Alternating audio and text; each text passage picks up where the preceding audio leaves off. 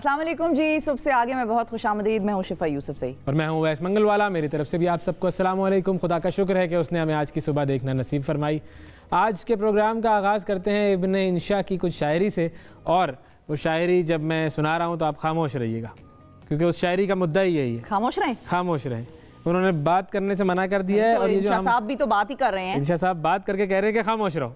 ये देखें आप, इसको कहते हैं आयरनी। आयरनी, आयरनी या जो है वो, अच्छा बुनियादी तौर पर जो इब्न इंशा साहब आज का जो दिन है, आज उनकी 44वां जो है वो इंतकाल का दिन है, 44वीं बरसी मनाई जा रही है उनकी। तो उस हवाले से उनकी जो ये शायरी है वो मैंने सोचा कि आपके सामने पेश की जाए।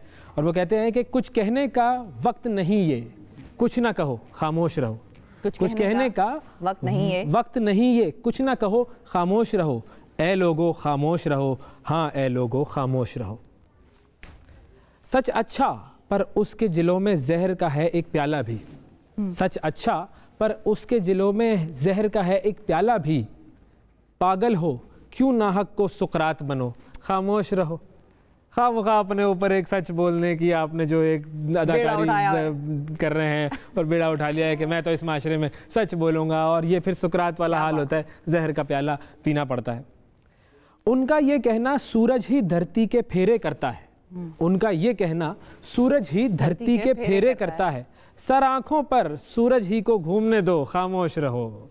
ये भी एक बहुत बड़ा एक वाकया था कि जब पूरा जो यूँ कह लीजिए कि वो जो क्रिश्चियन चर्च और मिशनरीज थे, उनका ये मानना था कि ज़मीन के गिर्द सूरज चक्कर लगाता है। और गैलीलियो ने जब उनसे कहा कि भाई ऐसा नहीं है, तो गैलीलियो के साथ क्या क्या हुआ ये आप हिस्ट्री जाकर पढ़ लीजिए, आपको अंदाज़ा हो जाएगा कि कैसे ये एक इतना बड़ा इशू बन गया था। और पूरी दुनिया के सामने वो हक बयान कर रहा था, मगर कोई हक मानने को तैयार नहीं था। उनके लिए वो अजीब सी बात थी, उनके लिए क्या दीवाना हो ये गया? क्या बातें कर रहा है। बिल्कुल बिल्कुल। महबस में कुछ हब्स है और जंजीर का आहन चुपता है। फिर सोचो, हाँ फिर सोचो, हाँ फिर सोचो, खामोश रहो। बस सोचते रहो, फिर सोचो, हाँ फिर सोचो, हाँ फिर सोचो, खामोश रहो। गर्म आंसू और ठंडी आहें, मन में क्या क्या मौसम है। गर्म आंसू और ठंडी आहें, मन में क्या क्या मौसम है। इस बगिया के भेद न खोलो, सैर करो, खामोश रहो। इस बगिया के भेद न खोलो, सैर करो, खामोश रहो। बस एंजॉय करें। बाकी जो है हक और सच की आवाज़ ना उठाएं, वरना आप उठ जाएंगे। और आखिर में आंखें मूंद किनारे बैठो, मन के रखो बंद किवाड़। आंखें मूंद किनारे बैठो, मन के रखो बंद किवाड़। इंशा जी लो धागा लो और लब सी लो, खामोश रहो। क्या अब ये एक बहुत डीप मैसेज है जो कि बहुत सारे समझने वालों के लिए बड़ा अहम है।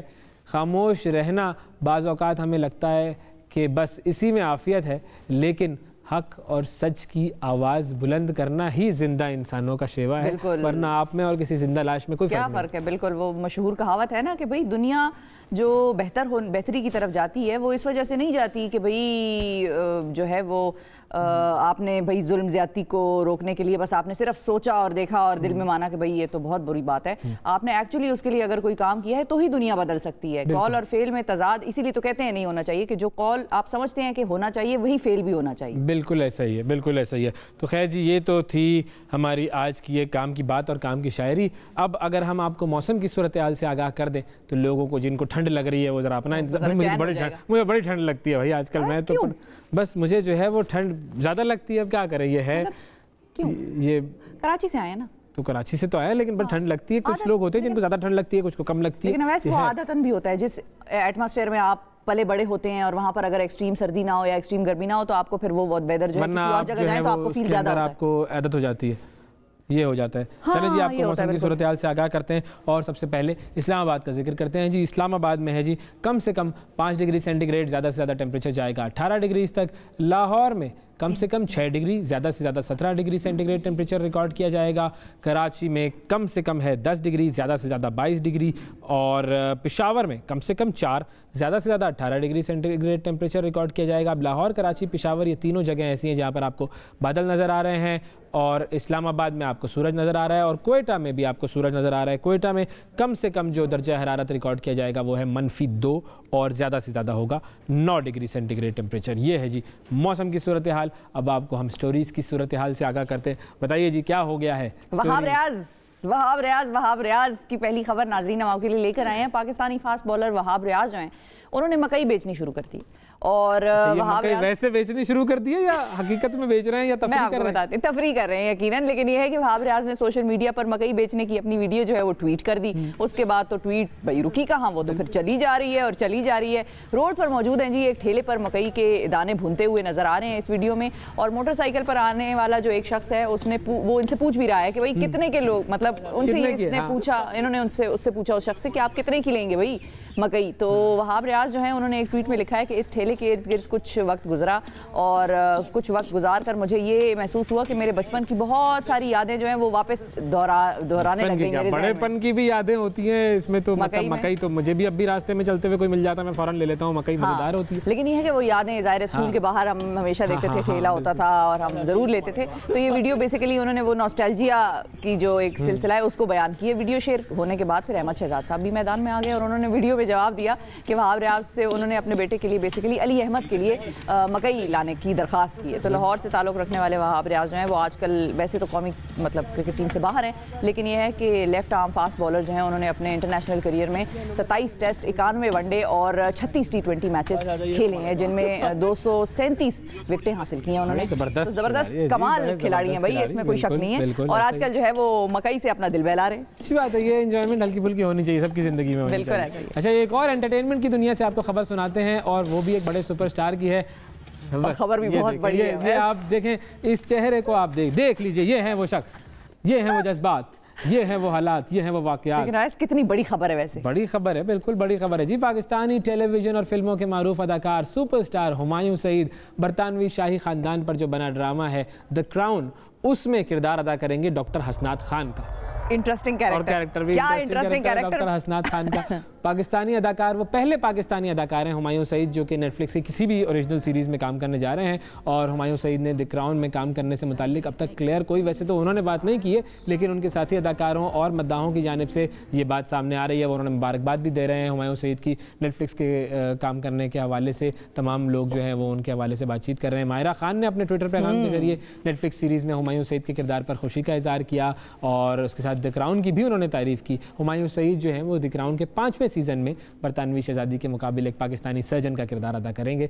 और ये शाही ख़ानदान पर बना हुआ जो ड्रामा है वो उसमें एक तरफ शहजादी डियाना और शहजादा चार्ल्स की शादी और इसके इख्तिताम को मौजू बनाया गया है और साथ ही 1997 के कार हादसे में शहजादी डियाना की मौत को भी मौजू बनाया गया। वैसे तो ये पूरी एक हिस्टोरिकल जो है वो क्वीन एलिज़ाबेथ से सारा सिलसिला ही चलता आ रहा है, वो पूरा उन्होंने जो द क्राउन को बनाया है। और डॉक्टर हसनात खान जो है उनके बारे में कहा जाता है कि वो बरतानवी शहजादी डियाना की बड़ी हकीकी मोहब्बत थी। बहुत मतलब कहते हैं कि जिसको कहते हैं कि बहुत ज़्यादा अगर डायना की इन्वॉल्वमेंट थी किसी में, बाद में तो फिर डोडी का हुआ सिलसिला, लेकिन ये है कि डॉक्टर हसनात तो हैं जो कि कहते हैं कि वो हकीकी नहीं होते, सोलमेट जी, वो उस किस्म के लिए की मिस्टर वंडरफुल के नाम से वो पुकारती थी उन्हें।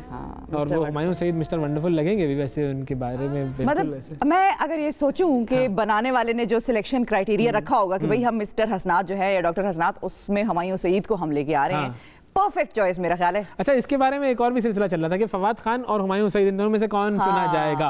आपको क्या लगता है अगर आपस में राइट लेफ्ट, एक तरफ हुमायूं और एक तरफ देखिए, अगर सिमिलैरिटी की बात करें ना डॉक्टर हसनात की तस्वीर से, तो ये मेरे ख्याल में ज़्यादा सिमिलर है। और इस द क्राउन की खास बात यह है कि द क्राउन में जितने भी कैरेक्टर्स हैं जिनका जो चुना गया है जिन लोगों को, और जिनके मेकअप भी ऐसे किए गए हैं कि बहुत ज़्यादा सिमिलर लग रहे हैं, तो ये इस वजह से शायद हुमायूं सईद को लिया गया। और वैसे जाहिर है हुमायूं सईद पाकिस्तान के बड़े ज़बरदस्त सुपर, शुक्र है कि किसी इंडियन अदाकार को नहीं कास्ट कर लिया इन्होंने, इनका कोई भरोसा नहीं है भाई। तो वैसे वो पाकिस्तानी था, कोई बात नहीं, इसमें कोई फर्क नहीं पड़ता, वो कास्ट कर लेते तो क्या कर लेते। लेकिन वैसे भारत से कौन हो सकता था, कोई हो भी नहीं सकता वैसे। ओ भाई निकाल लेते वहाँ पे, अच्छा वहाँ निकाल लेते, ऐसी बात नहीं है। नहीं अच्छे हैं अदाकार, लेकिन ये कि वही आपकी बारी बात के वो जो चेहरों की मुमासलत और वो निकाल आती कहीं ना कहीं से कुछ ना कुछ करके। वो शुक्र है कि उन्होंने पाकिस्तानी को चूज किया। लेकिन भाई हुमायूं भाई बहुत मुबारक हो पाकिस्तान को भी, हुमायूं साहब को भी। और आप देखते हैं नवंबर 2022 में ये रिलीज होगा। हाँ, बहुत लंबा टाइम है वैसे इंतजार का। जी बिल्कुल टाइम बहुत है जी इसमें, बिल्कुल ठीक है जी। तो ये खबर थी। अब एक छोटा सा वक्फा लेते हैं, वक्फे के बाद दोबारा हाजिर होंगे। Stay with us.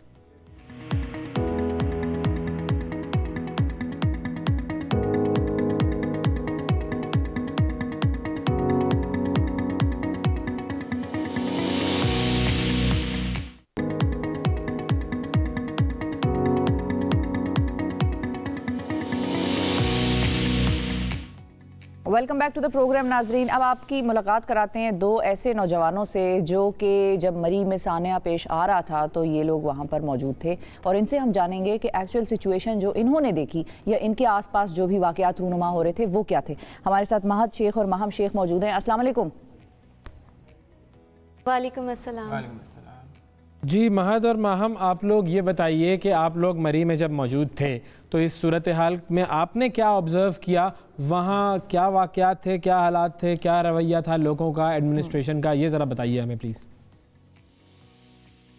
Ji sir, पहले तो हम बहुत एक्साइटेड थे जाने के लिए और दुआ करे थे कि हमें स्नोफॉल मिल जाए वहाँ पर। लेकिन जैसे ही हम वहाँ पर पहुँचे स्नोफॉल होना शुरू हो गई और हमें तकरीबन 6 से 7 घंटे वेट करना पड़ा। हमें कोई होटल लेने के लिए तैयार नहीं था रेंट पर। हमने काफ़ी होटल वालों से बात की तो कोई भी होटल देने के लिए एग्री नहीं हो रहा था। 50,000 मांग रहे थे पर डे का। हमने 30,000 भी उनसे कहा, उनसे रिक्वेस्ट भी की कि हम हर ईयर आप ही के पास आते हैं, तो उन्होंने ऐसे इग्नोर किया जैसे कि वो हमें जानते ही नहीं है। और बहुत ज़्यादा रेंट्स थे, उसके अलावा रश भी काफ़ी था। रूम्स उनके पास अवेलेबल थे लेकिन वो पीक सीज़न की वजह से सिर्फ उन्हीं को रूम दे रहे थे जो ज़्यादा पे कर सकते हैं। सही। और आप अपनी पूरी फैमिली के साथ कितने लोग थे आप लोग? सर हम 8 पीपल्स थे और बहुत यानी हमने वेट किया, कोई भी रूम नहीं दे रहा था। रूम रेंट बहुत ज़्यादा थे। इवन कि वो साफ कह रहे थे अगर आपने 50K का लेना है तो ठीक है, नहीं तो आप जाएं। यानी कोई भी रवादार नहीं था सही से बात करने के। हमने उनसे रिक्वेस्ट भी की कि हमारे साथ फैमिलीज़ हैं, मेरी 5 सिस्टर्स साथ गई हुई थी कि आप हमें चलें 10 मिनट के लिए रेस्ट रूम दे दें। तो वो कह रहे थे आप रूम लेंगे तो आपको रेस्ट रूम यूज़ करने देंगे। हम सख्त सर्दी में बाहर इंतज़ार कर रहे थे कि कोई रूम हमें मिल जाए, लेकिन कोई रूम देने के लिए एग्री नहीं था। सर सिर्फ हम नहीं थे, हमारी तरह की और भी बहुत सी फैमिलीज़ वहाँ पर ऐसी थी। हाँ नहीं, रेस्ट रूम की तो मैं गवाह हूँ। मेरे हमें पता है कि हमें कितनी ज़रूरत थी। एक मरतबा हम शूट के लिए गए हुए थे, उन्हीं लोगों का प्रमोशन कर रहे थे, उन्हीं को हाईलाइट कर रहे थे पाकिस्तान के टूरिज्म और उनके बिजनेसेस को। उन्होंने बाथरूम नहीं इस्तेमाल करने दिया, उसके बाद फिर बड़ी हमारी बाद में तबीयत ख़राब हुई। तो ये तो हमें पता है कि रेस्ट रूम नहीं इस्तेमाल करने देते वो।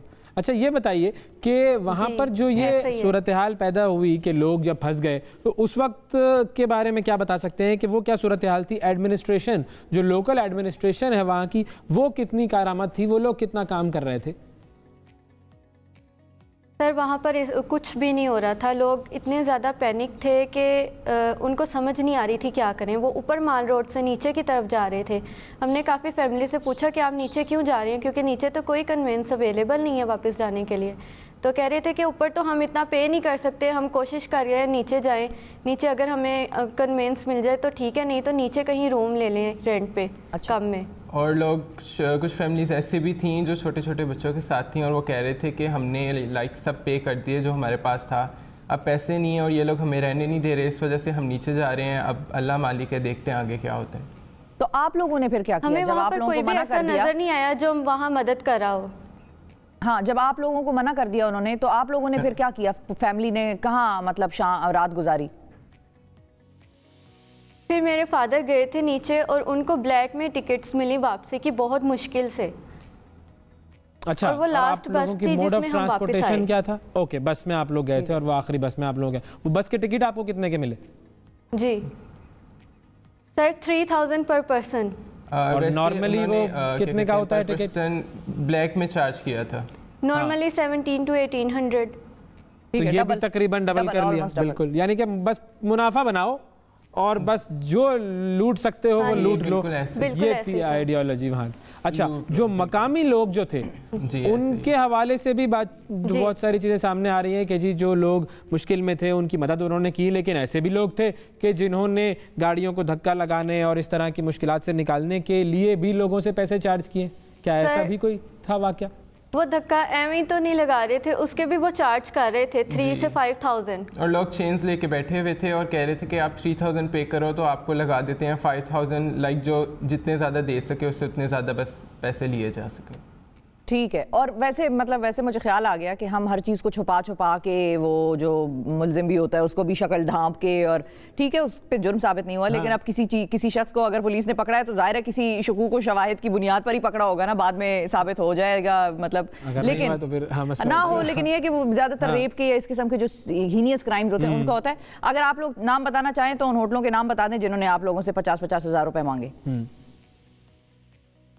सर ऐसे तो गलत हो जाएगा, ऐसे तो वो आप नहीं, छोड़ लेकिन दें ये है बस। कि हम अपने पाकिस्तान में होते हुए ये सब कुछ फेस कर रहे हैं, गैरों वाला सलूक हमारे साथ हो रहा है, तो सही इस है। पे कोई ना कोई एक्शन होना चाहिए। इवन के एक्शन हमने तो तब उनसे होगा ना कहा जब कि नाम आप आएंगे इतने ज़्यादा सामने। पैसे मांग रहे हैं। हमें क्या पता किसने मांगे आपसे, मांगे सर, भी या नहीं even मांगे। कि हमने उन्हें कहा कि हम आपसे आपकी कंप्लेन करेंगे, तो कहते हैं आप लोग जहां मर्जी जाके कंप्लेन करें, हमें यहाँ पूछने वाला कोई नहीं है। हाँ तो बस अच्छा, तो वाकई ये इनको जो पूछने वाला ये कोई जो नहीं है। कॉन्फिडेंस है ना, और ये हम सुन के इसीलिए हैरान थे। बेसिकली। ये कॉन्फिडेंस इसीलिए है ना कि हम उनके बारे में बात करते हुए पूरी इन्फॉर्मेशन नहीं सामने देते। लेकर आते हैं। अच्छा, वहाँ की जो लोकल एडमिनिस्ट्रेशन थी वो कहीं थी, कहीं उनसे किसी किस्म का राब्ता, वहाँ की जो लोकल पुलिस वहाँ पर जो मौजूद होती है माल रोड पर, तो वो किसी किस्म की मदद कर रहे थे? नहीं, हमें ऐसा कोई भी नजर नहीं आया। पुलिस वगैरह कोई नजर नहीं आई, कोई नहीं था। ठीक अच्छा, है। अच्छा, तो कोई नहीं था। सही सही है। और आप लोग जब घर से निकल रहे थे तो आप लोगों ने, वैसे मैं ये सिर्फ इसलिए पूछ रही हूँ आप लोगों से कि लोग ये भी कह रहे हैं कि भाई टूरिस्ट को ये देख कर जाना चाहिए कि मौसम कैसा है, और देख के, तो आप लोगों ने वैसे देखा था कि मौसम कैसा है, या बर्फबारी का आप लोगों को इम्कान मालूम हुआ कि ज़्यादा हो जाएगी? जी, हम वेदर देख के गए थे, लेकिन वेदर में ना 60 to 80% स्नोफॉल बता रहे थे, और लाइक स्नोफॉल देखने जा रहे हैं तो इतना 60 to 80 लाइक ये नॉर्मल होता है, हो भी जाती है, नहीं भी होती है। सही है। तो ये रिस्की होता है, आप वेदर देख के चले जाओ। लेकिन वेदर पे कुछ ऐसा नहीं पता था कि लाइक स्टॉर्म आने वाला है या कोई बहुत ज़्यादा हाई ऐसी लेवल कोई की होने चीज लगी शो है। नहीं कर रहा था वेदर। जी, ऐसा कुछ सही। भी नहीं था। फाइनली और ये वैसे अगर बताइए, पहले आइडिया होता तो जाहिर है हम कुछ ना कुछ। जी हाँ, फाइनली ये बताइए कि आपने चूँकि वहाँ पर सारी सिचुएशन देखी, तो आपके नज़दीक सबसे बड़ी वहाँ पर जो फॉल्ट थी वो किसकी थी, और सबसे बड़ा मुजरिम इस पूरे सिनेरियो का किसको कहेंगे? ये तो वही थे, होटल वाले थे। अगर वो लोगों की बात मान के थोड़े कम में उनको दे देते तो उनको ज़रूरत ना पड़ती अपनी गाड़ियों में पनाह लेने की। चले, मान लिया कि लाइक पीक सीज़न है, आप थोड़े ज़्यादा चार्ज कर लो, लेकिन इतने ज़्यादा कि मतलब लोग पे ही ना कर सकें।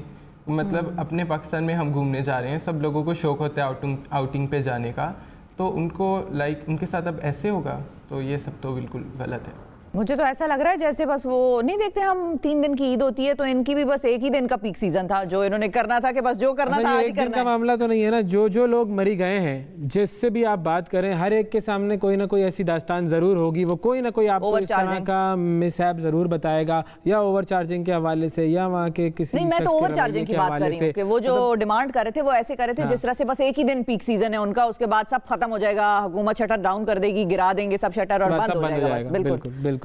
बहुत शुक्रिया अदा करेंगे माहम और महाद, आपने वक्त दिया और हमें वहाँ की सूरत हाल से बहैसियत ऐनी शाहिद ये बताया कि जी वहाँ पर क्या मामला थे। अब जिन लोगों ने ये बात सुनी है, जो हुकूमत वाले भी अगर कोई सुनते हैं इस चीज़ को, ये जो आवाम है वो भी खुद फैसला कर सकती है कि यहाँ पर आपको फॉल्ट कहाँ कहाँ नज़र आ रहा है। और ये जो सबसे बड़ा मसला जो इन्होंने हाईलाइट किया वो तो ओवर चार्जिंग का था कि बस लूट लो जितना लूट सकते हो, ये मुद्दा था। वक्फा लेते हैं, वक्फे के बाद दोबारा हाजिर होते हैं।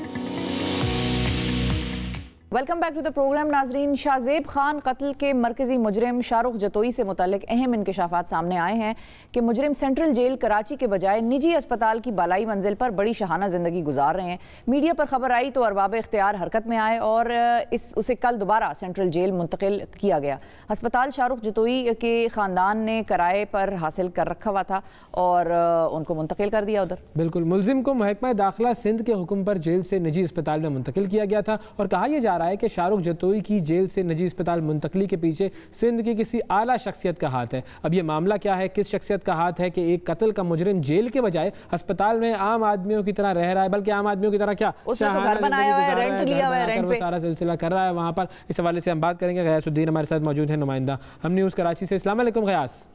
वालेकुम सलाम अवैस, शिफा कैसे हैं आप लोग? ठीक है, बिल्कुल ठीक है यार, बहुत शुक्रिया आपका प्रोग्राम में वक्त देने के लिए। इस तरह हमें इस केस की थोड़ी सी तफसील बताएं पहले कि ये जो शाहरुख जतोई को सजा हुई थी वो क्या सजा थी, और बाद में सुलहनामा का जो सिलसिला था या सेटलमेंट। जी असल में शाहरुख जतोई और उसके साथ 3 लोग थे जो कि सराज तालपुर, सज्जाद तालपुर और एक और इनका जो है खानसामा था, लाशारी नाम था उसका। इन चारों लोगों को सजा सुनाई गई थी इंसदाद दहशतगर्दी अदालत से 2012 में शाहजेब कत्ल केस के मामले में। शाहजेब का मर्डर हुआ था, जिसमें फायरिंग करने पर शाहरुख जतोई और इसके साथ जो सिराज तालपुर था उसे सजा मौत सुनाई गई थी। बाकी दोनों को मरकैद की सजा सुनाई गई थी। लेकिन फिर हमने देखा कि 2013 के बाद इनका कॉम्प्रोमाइज हो गया फैमिली के साथ, जो कि औरंगजेब इनका बाप था शाहजेब का। उन्होंने कॉम्प्रोमाइज किया और उसके बाद दावा ही किया जाता है शाहरुख जतोई की फैमिली की तरफ से उन्होंने दियत फराहम की उन्हें, और उसके बाद केस खत्म हो गया, जिसके बाद सिंध हाई कोर्ट ने इनका जो है सजा खत्म कर दी थी और इन्हें रिलीज करने का ऑर्डर दिया था, जिस पर सो मोटो हुआ था सुप्रीम कोर्ट का। 2018 में जब चीफ जस्टिस साकिब निसार थे, उन्होंने सरप्राइज विजिट किया था और सो मोटो करने के बाद जब सूरत हाल देखी सी क्लास कैटेगरी में उसको जेल में रखा गया था शाहरुख जतोई को, लेकिन उसे तमाम वो सहूलियात दी गई थी जो बी क्लास मुल्जिम को दी जाती है। इस पर शदीद बरहमी का इजहार करते हुए फिर दोबारा शाहरुख जतोई को सी क्लास कैटेगरी में शिफ्ट किया गया था और उसे जेल में रहने की हिदायत की गई थी। उस वक्त भी हमने देखा था कि गफलत का मुजाहरा किया गया था। अब दोबारा देखा गया है कि शाहरुख जतोई जो कि जेल कस्टडी में था, यानी जेल में उसको होना चाहिए था, देखा कि शाहरुख जतोई कुछ तकरीबन 3 से 4 माह गुजर गए हैं वो अस्पताल में मेडिकल सर्विसेज के नाम पर वहाँ मौजूद है और वहाँ पर उसे तमाम तर सहूलियात दी जा रही हैं जो कि एक कैटेगरी जो मुल्जिम को दी जाती है, यानी जिसने ग्रेजुएशन किया हुआ और जो अच्छा शहरी कहलाता है और किसी जुर्म का मुर्तकिब होता है और उसे सजा हो जाती है तो उसे तमाम तर सहूलियात दी जाती हैं। लेकिन हमने देखा कि अस्पताल में उसे तमाम सहूलियात दी गई थी और वो बासानी जिंदगी गुजार रहा था। और ये भी कंफर्म नहीं हो पा रहा है कि शाहरुख जतोई अस्पताल में कितने घंटे क़याम करता था और कितने घंटे अस्पताल से बाहर रहता था। सैर व तफरीह बिल्कुल आया है तो वो फौरी तौर पर जो है इंतजामिया हरकत में आई है और बताया जा रहा है कि सियासी असर रसूख इस्तेमाल किया गया है इसकी जेल कस्टडी से अस्पताल मुंतकली में, लेकिन अब तक नाम सामने नहीं आए हैं कि कौन इस मामले में मुलविस है, क्योंकि शाहरुख जतोई खुद एक ऐसी फैमिली से बिलोंग करता है जिसके वालिद हैं वो बिजनेस कम्युनिटी से ताल्लुक रखते हैं और सियासी खानदान में असर रसूख भी इनका मौजूद है।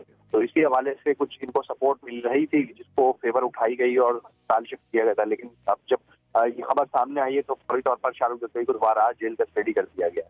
अच्छा, इस मामले पे सिंध हुकूमत का कोई मौक़िफ़ सामने आया है? अभी हम चूँकि मुराद अली शाह साहब की प्रेस कॉन्फ्रेंस देख रहे थे, एक प्रेस टॉक देख रहे थे, तो उसमें उन्होंने कहा कि हम अब जाकर इसकी तहकीकात करेंगे कि ये हुआ क्या है। तो वो भी इतने लाइल्म थे और इसके अलावा कोई और ऐसा शख्स नहीं था जो कि इंतज़ामिया है सिंध की उसके अंदर जिसने इसके बारे में कोई बात की हो?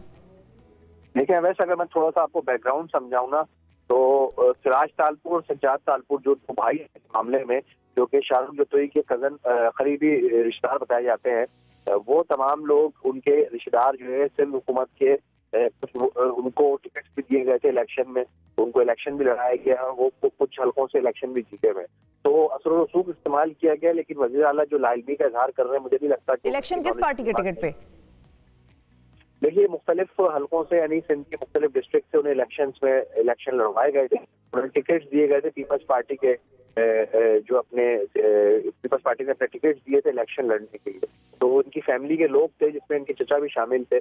तो बिजनेस कम्युनिटी के साथ साथ इनका सियासी असर रसूख मौजूद है, वो वही असर रसूख इस्तेमाल किया जाता रहा है। पहले भी हमने देखा है माजी में ये सिलसिला रहा है, जब कोर्ट कोई फैसला सुनाती थी तो मुलजिम को जेल भिजवाया जाता था, मुलजिम को तो फौरी तौर पर उस पर अमल दरामद नहीं होता था, उस पर हम देखते थे पहले भी ये मसाइल सामने आते थे। तो अब ये देखा गया है कि वो बिल्कुल ही जेल को छोड़कर एक मुजरिम जो है अस्पताल में शिफ्ट होने का मकसद ही सिर्फ ये होता है कि महकमा दाखिला सिंध इसकी इजाजत देता है जेल हुक्काम को, और जेल का जो सुपरिटेंडेंट होता है उसके पास ये इख्तियार होता है कि वो महकमा दाखिला सिंध ऑर्डर को भी रोक सकता है, रिवोक कर सकता है। लेकिन हमने देखा कि यहाँ पर भामी मुशावरत के साथ फैसला हुआ है और उसको जेल से बाहर भेजा गया। अच्छा, ये अस्पताल कहाँ वाक़ है? हाँ, अस्पताल के साथ कुछ हुआ क्या अभी तक, या किराए पे कमरे दिए जा रहे हैं अभी भी? क्योंकि बहुत सारे ऐसे लोग हैं जिनको मैं जानती हूँ वो किराए पे घर लेना चाह रहे हैं कराची में, तो उनको फिर मैं बता दूं कि ये भी एक अवेलेबल है रेजिडेंस। जी हाँ, आपने सही निशानदेही की है, अस्पताल के कमरे किराए पर दिए जा रहे हैं और ये डिफेंस में एक अस्पताल मौजूद है जो कि एक बहुत गैर मारूफ अस्पताल है, उसमें एक कमरा दिया गया था और वहाँ पर इनको बाकायदे तौर पे शाहरुख जतोई की फैमिली ने रेंट पे ये कमरा लिया हुआ था और जगह ली हुई थी जहाँ पर ये रह रहे थे। इसके दोस्तों का आना जाना वहाँ पर बताया जा रहा मौजूद था। अस्पताल ये कहता है कि हमें तो सरकारी ऑर्डर्स मिले थे, सरकारी ऑर्डर्स पे हमने जो है इम्प्लीमेंट किया, ये उनका दावा है, लेकिन अभी तक जो है वाज़ेह तौर पर सामने नहीं आ सकती है कि गफलत कहाँ से बरती गई है इसमें। और इस अस्पताल का नाम अगर आप हमें बता सके? देखिए वैसे नाम इसका मेरे ख्याल शमसी करके कोई नाम है इसका, एक्चुअल में आपको नाम कंफर्म नहीं कर पाऊंगा, लेकिन ये है कि ये डिफेंस का अस्पताल है जहाँ पर ये कमरा हायर किया गया था और वहाँ पर शाहरुख जोतोई को ठहराया गया था। इससे पहले भी हमने देखा था। इसमें और भी मरीज थे या सिर्फ ये एक ही मरीज? सवाल दोहराइएगा अपना। इसमें और भी मरीज थे या सिर्फ ये एक ही मरीज के लिए खास अस्पताल था? फिलहाल अभी सिर्फ शाहरुख जोतोई का नाम इसमें सामने रखा है। यकीनी तौर पे जब ये सर्विसेज फराहम की जा रही हैं अस्पताल की तरफ से तो और मरीज हो सकते हैं अभी तक, लेकिन किसी का नाम सामने नहीं आया। जिस तरह हमने देखा जियाउद्दीन अस्पताल, डॉक्टर आसिम का जियाउद्दीन अस्पताल है, जब भी कोई मसला होता है तो पॉलिटिकल कोई शख्स होता है, चाहे आसिफ जरदारी हो चाहे कोई भी हो, तो वहाँ पर अस्पताल में इलाज के नाम से वहाँ पे कमरा बुक कराया जाता है। चलें कम से कम पाकिस्तान के अंदर तो कराते हैं इलाज। हाँ। अब देखें वो बाहर चले जाते तो आप ये गिला करते कि वो बाहर चले गए, तो चलें कम से कम जरदारी साहब या जो भी लोग हैं वो पाकिस्तान के अंदर तो कराते हैं ना इलाज, बाहर तो नहीं चले जाते। जी हाँ बिल्कुल, ये बात आपकी ठीक है। इलाज के नाम पर जो एक रिलीफ दिया जाता है और चाहे वो इलाज हो रहा हो या ना हो रहा हो, अगर इलाज पाकिस्तान में अच्छा हो रहा होता तो नवाज शरीफ साहब को छोड़ गए।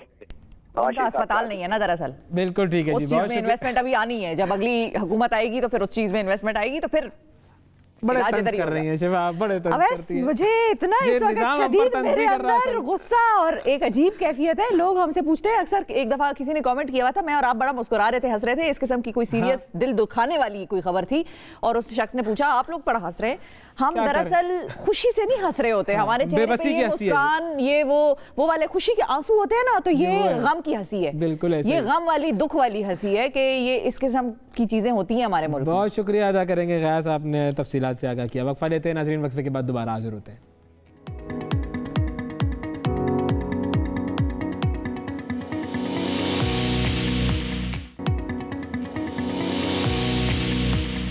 Welcome back. सबसे आगे में एक मरतबा फिर खुशामदीद। अब जरा आपको स्वीडन की तरफ लेकर चलते हैं। क्या हो गया स्वीडन में जो है वो एक कारनामा अंजाम दिया गया है, वो मैं आपको बताता हूं। कारनामे सिर्फ हम करते हैं। क्या कारनामे? शाहरुख जतोई सब कारनामे इस किस्म के आप निकल आए, शाहरुख जतोई से अब निकल आए, क्योंकि देखें ये सिस्टम जो है ना, ये हमें बता रहा है कि इस सिस्टम में क्या क्या हो सकता है। आगे हमारी आने वाली नस्लों के लिए ये क्या सिस्टम हम छोड़ के जाएंगे? अगर खुदा न खास्ता हमारी आने वाली नस्लों में से किसी ने कोई मुजरिम निकला, कोई जुर्म किया, तो उसके लिए फैसिलिटेशन मिल जाएगी।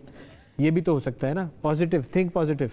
सही है, अल्लाह ना करे ऐसा हो, लेकिन ये कि अगर थोड़ा सा भी आपका असर रसूख है तो आप इस सिस्टम को डॉज करके निकल सकते हैं और ऐसा डॉज कर सकते हैं कि बस आप फिर डॉज ही करते रहेंगे और सारी दुनिया देखती रहेगी और किसी को कुछ नहीं पता होगा कि क्या हो रहा है। बहरहाल निकल आए आप शाहरुख जतोई से, आप बिल्कुल बिल्कुल छोड़ दें। स्वीडन की बात करते हैं। स्वीडन का आपको बताता हूं मैं। स्वीडन में एक खुद मुख्तार ड्रोन की मदद से आर्ज़ा कल्ब से मुतासर एक 71 साला मरीज की जान बचाई गई है और ड्रोन ने मरीज का इलाज कर रहे डॉक्टर के पास डिफैब्रिलेटर, ये एक डिवाइस होता है, वो पहुंचाया और उसकी मदद की। मरीज जो है वो स्वीडन में घर के बाहर बर्फ साफ करने में मसरूफ था, जहां पर उसको हार्ट अटैक हुआ। मरीज की इंतजामिया में तो नहीं था वो मरीज? नहीं, ये स्वीडन की वहां पर पक्की बात है, स्वीडन से खबर आई है। ओके, बिल्कुल बिल्कुल।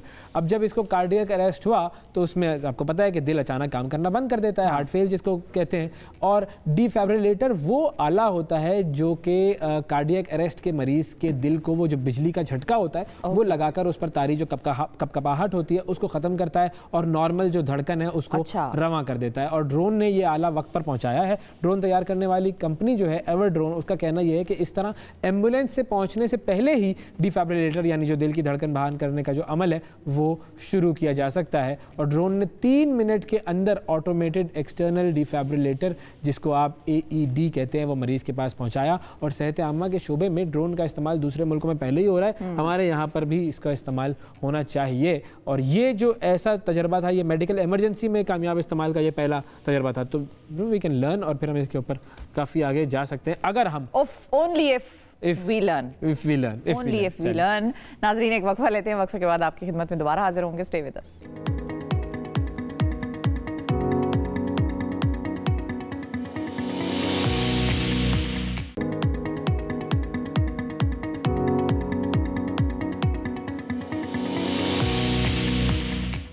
वेलकम बैक जी। सबसे आगे में एक मरतबा फिर खुशामदीद। अब ज़रा आप लोगों से गुफ्तगू का सिलसिले का आगाज़ करते हैं। फ़ोन नंबर हमारा स्क्रीन पर लाते हैं और बात करते हैं कि ये जो पैसा है, जिंदगी नहीं पैसा, अच्छा ओके, पैसे की बात करनी है आज हमने कि पैसा जिंदगी में कितना, माल बनाओ नाम बनाओ, ये जो माल है, माल बनाओ नाम कमाओ, ये कितना होना चाहिए आपकी जिंदगी में, कितना माल काफ़ी है और अगर माल आपकी जिंदगी में आएगा तो आप उससे क्या क्या कर लेंगे। और जी। क्या माल बनाना ज्यादा जरूरी है या नाम बनाना ज्यादा जरूरी है, और क्या नाम माल से बनता है या माल नाम से बनता है, ये तो आपने या वाइस वर्सा? वो MCQs जो होते हैं वो आपने दे दिए हमें कि माल, नाम, शोहरत, ये अब किस तरीके से आप ABCD ऑप्शन आप चूज कर लें। तो अब आपकी कॉल्स का वक्त है, आप ज़रा कॉल कीजिए हमें और आप हमें बताइए कि जी आपके ख्याल में अगर आपके पास बहुत सारा पैसा हो तो वो बहुत सारा पैसा कितना होना चाहिए, फिर आप उस पैसे से क्या करेंगे, और पैसा ज़िंदगी में, असल जो मुद्दा है वो ये है कि पैसा ज़िंदगी में कितना ज़्यादा ज़रूरी है, और क्या वो ज़रूरी है, अनदर MCQ, क्या वो ज़रूरी है या वो ही आपका अल्टीमेट गोल है? अल्टीमेट गोल जीने का, या फिलहाल अल्टीमेट जीने गोल का तक पहुंचने का सबसे अहम जरिया पैसा है, ये भी हो सकता है। तो इस किताब ही ना लिख ले कि पैसा कितना जरूरी है, इसके ऊपर किताब लिखें। हाँ, जिंदगी, आजकल तो पैसा यूट्यूब पे वगैरह वीडियोस भी बहुत सारी आती हैं आजकल के भाई वो पैसा कमाना कितना जरूरी है। बिल्कुल। तो वो हर शख्स अपनी वीडियोस में यही बात कर रहा होता है, पैसा कमाने के इतने तरीके, पैसा कमाने के ये तरीके, वो तरीका कि जिसके अंदर आप लाखों पैसे, लाखों रुपए कमा सके। वो सेल्फ हेल्प नहीं है। अच्छा, ये आप वीडियोस की बात कर रहे हैं। अच्छा, हमारे पास एक कॉलर है, एहसानुल्लाह साहब है साहिवाल से। अस्सलाम वालेकुम। देखें टीवी का वॉल्यूम जो है ना, टीवी का वॉल्यूम बंद कर दें सबसे पहले तो, वरना ना नाम बनेगा ना काम बनेगा। टीवी का वॉल्यूम बंद कर दें। ओ कॉल ही कट गई, कॉल ही कट गई। नाज़रीन भाइयों, ये जो भी कॉल करे उनसे पहले से ही अपने टेलीविजन की आवाज कम करवा दीजिए, वरना हमें कैसे पता लगेगा कि पैसा कितना जरूरी है। बिल्कुल, और टीवी भी उनके पास है, नया टीवी है या पुराना है, ये भी पूछना पड़ेगा मॉडल कौन सा पुराना है। लेकिन आपकी जिंदगी में आपका क्या फलसफा है इस हवाले से? नेसेसरी तो है, क्योंकि जाहिर है आपकी सारी लिविंग उस पर डिपेंड करती है। आपने खाना है, पीना है, जिंदा रहने के लिए पैसा जरूरी है, मरने के लिए भी जाहिर है। आप गवर्नमेंट अस्पताल में मरने के बजाय किसी अच्छे प्राइवेट अस्पताल में मरना पसंद करेंगे। अल्लाह अकबर। वैसे अब ये इतनी सैड स्टोरीज की तरफ मैं नहीं जा रही, सैड एंडिंग की तरफ, लेकिन ये है कि बिल्कुल जाहिर है आपने दुनिया में वक्त गुजारना है, तो आपको तालीम के लिए भी एक नेसेसरी अमाउंट ऑफ जो वेल्थ है वो चाहिए। आपने अगर अपना कारोबार शुरू करना है उसके लिए भी थोड़ा बहुत आपको इन्वेस्टमेंट चाहिए। तो बेसिकली जरूरी है, लेकिन मकसद जिंदगी का ये नहीं। ये this is what I believe. मकसद कुछ और है। मकसद ये है कि पैसा कमा के कुछ और किया जाए। Aiming high, higher than money, higher than the Himalayas. सही है। अच्छा, अब ये जो फलसफा है बहुत सारे लोगों ने इसको बयान किया है। जब आप फलसफे की किताबें पढ़ते हैं या जब आप जो है वो रिलीजन को स्टडी करते हैं या सोशियोलॉजी को स्टडी करते हैं, तो उसके अंदर पता लगता है कि लोगों ने किस किस तरीके से अहमियत के बारे में बताया पैसे की। वाइट मनी होना चाहिए। वाइट मनी होना चाहिए, ये भी आप बताएं वैसे। मतलब अतीक साहब, अस्सलाम वालेकुम, लाहौर से। जी वालेकुम अस्सलाम। जी अतीक साहब, सर ये बताइए आपकी जिंदगी में कितना जरूरी है पैसा? क्या ख्याल है आपको, क्या लगता है? पैसा तो सबकी जिंदगी में बहुत जरूरी है। मेरी जिंदगी में भी जरूरी है, आपकी जिंदगी में भी जरूरी है। कितना? सबको जरूरी है, सबसे ज्यादा जरूरी है। कितना होना चाहिए अंदाजन एक आदमी के पास कितना पैसा होना चाहिए जिसपे वो कहे बस ठीक है अब बहुत हो गया? नहीं, ये तो सर पैसा ऐसा ये है कि बंदे की तो लालच ही नहीं खत्म होती। और आ जाए तो खत्म होनी चाहिए क्या लालच? होनी चाहिए जी, होनी चाहिए। बंदे को उतना कमाना चाहिए जितनी उसकी जरूरत है। सर यही तो पूछ रहे हैं, मतलब हाँ। यही क्या पूछ रहे थे बस हम आपसे। तो आपका क्या ख्याल है कि अगर आपके पास अनलिमिटेड पैसा आ जाए, आप सबसे पहला काम क्या करेंगे? मैं अल्लाह की राह में खर्च करूंगा उसको। ये तो देखें सारी किताबी बातें, ये छोड़े कोई ऐसी मजेदार बात। क्या वैसे वो कर दे खर्च, आपको क्या पता? ये तो सब कहते हैं पैसा आने से पहले कि मैं अल्लाह की राह में खर्च करूंगा, आ जाता है तो बस फिर पता नहीं क्या हो जाता है। हाँ बस ऐसे ही है ना, ये तो हर बंदे की अपनी अपनी नीयत है। हाँ चलें ठीक है जी, आपकी अपनी नीयत जो है वो अल्लाह की राह में खर्च करने की है। उसके अलावा क्या करेंगे? उसके अलावा क्या, अच्छा बंदा लिविंग स्टाइल अपनाता है। हाँ, तो वर्ल्ड टूर पे निकल जाएंगे, मदद करता है, फिर वही दूसरों की मदद, बस वो कर ली ना सर मदद। मेरी बात आगे वो कि रब की राह में देंगे तो और पैसा आएगा ना आपको। अच्छा, ये भी इस वजह से दे रहे हैं कि और आएगा। बंदा बखील बन जाएगा, कंजूस बन जाएगा तो कैसे आएगा? और अच्छा वैसे उसको किसी, हाँ बिल्कुल ये आपकी बात सही है, बखीलों को भी पसंद नहीं किया गया वैसे। बिल्कुल भी नहीं, बिल्कुल भी नहीं। वो भी ये है कि आप खर्च करें, आप उसको जमा करके ना बैठें। बिल्कुल सही है अतीक साहब, बहुत शुक्रिया अतीक साहब, जबरदस्त आपने फलसफा बयान किया। राना गुलजार साहब लाहौर से। अस्सलाम वालेकुम गुलजार साहब। वालेकुम। गुलजार साहब बताइए, आपकी ज़िंदगी में जो आपकी इस कदर रेडियो वॉइस है, इस कदर आला वॉइस आपकी है, इसमें ये बताइए कि आपके ख्याल में पैसा कितना ज़रूरी है? पैसा इतना ज़रूरी है कि जो मरी का जो हादसा हुआ है, अगर उनके पास पैसा होता तो कमरे का किराया 50,000 दे सकते थे। हाँ, लेकिन वो जो लेने वाला है 50,000, ये डेथ ना होती। वो जो मांग रहा था, उसकी लालच और उसकी हवस और पैसे की मोहब्बत ये जिम्मेदार नहीं थी। ये मरी वालों की जो हवस है ना वो खत्म होती नहीं कभी। आप कभी भी जाएं, सीजन हो तो वो फिर जो आप कमरा पहले सीजन में 500 का लेते हैं दुरुस्त, वो उसका 5000 मांगते हैं जब रश हो। ये मरी वालों की जो है ना हवस खत्म नहीं होती। दूसरा ये है कि पैसा इसलिए भी जरूरी है कि अगर आपको अदालत ने सजा दी हो तो आपके पास पैसा हो तो आप मुल्क से बाहर भी जा सकते हैं, अस्पताल भी किराया ले सकते, किराए पे ले सकते हैं, मुल्क से बाहर जा सकते हैं, अस्पताल किराए पे ले सकते हैं, बहुत कुछ जैसे नवाज शरीफ साहब चले गए हैं ऐसे ही हो सकता है। वैसे आपको लगता है कभी आएंगे वापस? वापस तो उनके पास पैसा खत्म ही नहीं होना, वापस कैसे आना उन्होंने? नहीं आएंगे, आएंगे क्यों नहीं आएंगे? बरतानिया से मतलब बरतानिया वाले वीजा शीजा नहीं ना एक्सटेंड करे उनका, नहीं, और वो पासपोर्ट भी उनके पास है नहीं कोई। मेरी बात सुने, वीजा जो है ना उन्होंने वहां से ना मिला, कहीं और जाके उन्होंने अपनी सियासी पनाह ले लेनी है। सही, हम क्या सियासी गुफ्तगू में पड़ गए हैं वैसे। लेकिन वैसे एक सवाल है, एक आखिरी सवाल, आखिरी सियासी सवाल। सर आप लाहौर से कॉल कर रहे हैं, आप PMLN के लग नहीं रहे जी? सर मतलब मैं ये पूछ रही हूँ कि आप लाहौर से कॉल कर रहे हैं ना हमें? जी हाँ, लाहौर से कर रहा हूँ। तो पंजाब तो गढ़ है नून लीग का, आप कैसे नून लीग की मुखालिफ सिमत में चल पड़े हैं? दूसरी पार्टियां भी हैं ना। नून लीग का गढ़ नहीं है, नून लीग का तो सफाया हो जाना है। ये जो करप्शन माफिया है सारा उनका, ये जो यहाँ पंजाब में उनकी कर रहे हैं ना वाह वाह, वो वही हैं जो शामिल है उसकी करैक्टर। ठीक है, चलें ये बताएं आखिरी सवाल आपसे कि एक बंदे के पास, एक आम इंसान के पास कितने करोड़ होने चाहिए तो उसकी जिंदगी आराम से गुजर सकती है? कोई फिगर दे सकते हैं?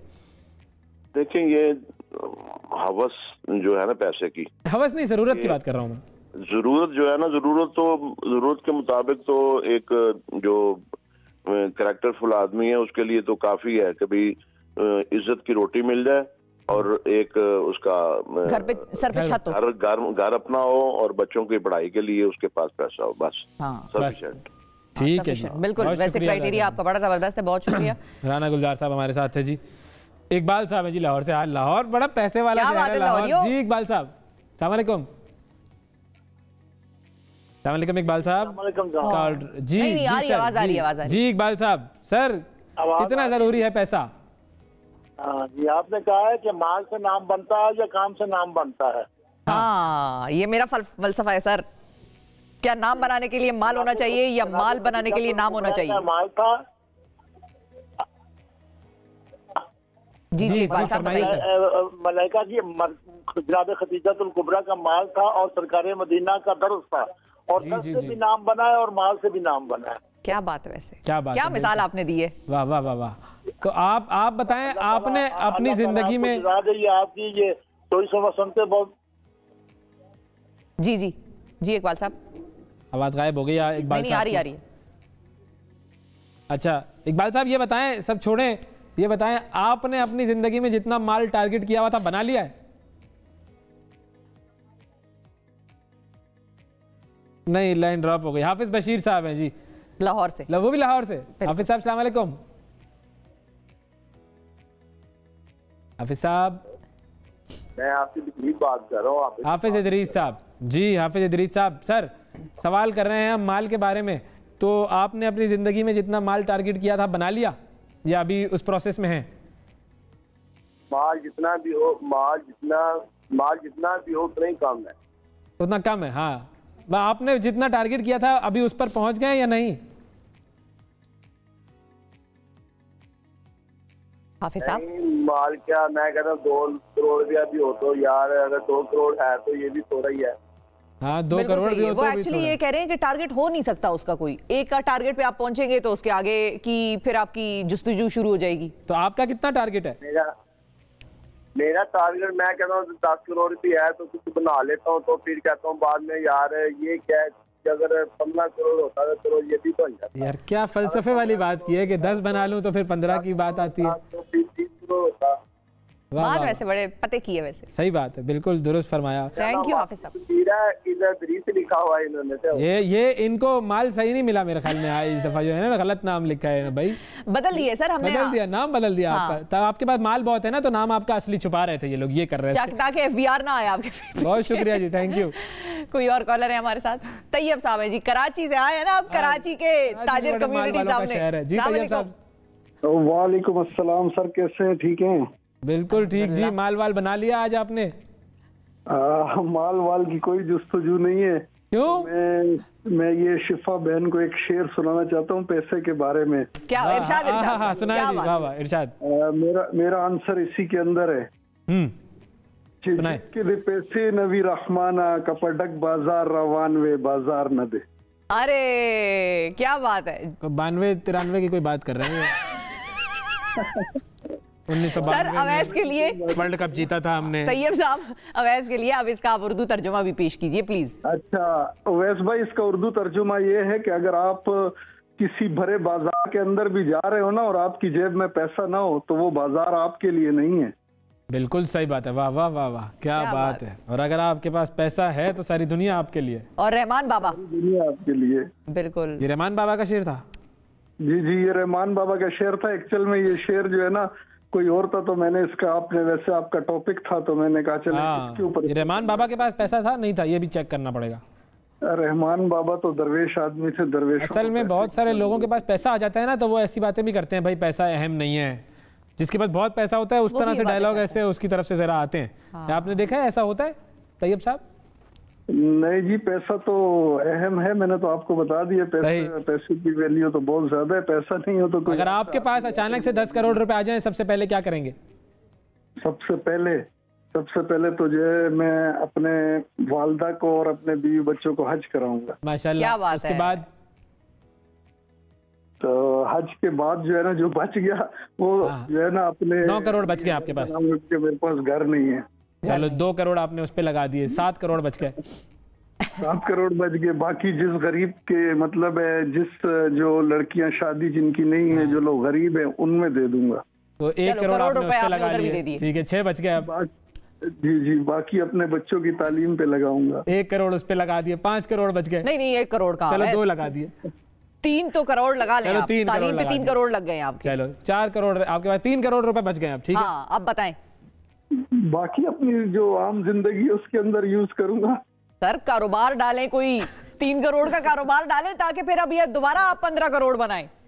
ठीक है गुड, ये मशवरा हमने दे दिया, पार्टनरशिप के लिए भी तैयार है। मशवरा दिया, इंशाल्लाह इस तरह अगर हो गया तो आपके मशवरे पर अमल करूंगा। इंशाल्लाह सर, अल्लाह ताला आपको नसीब करे और जिसके पास जितना माल है उसमें बरकत डाले और अल्लाह ताला उसको नसीब करे।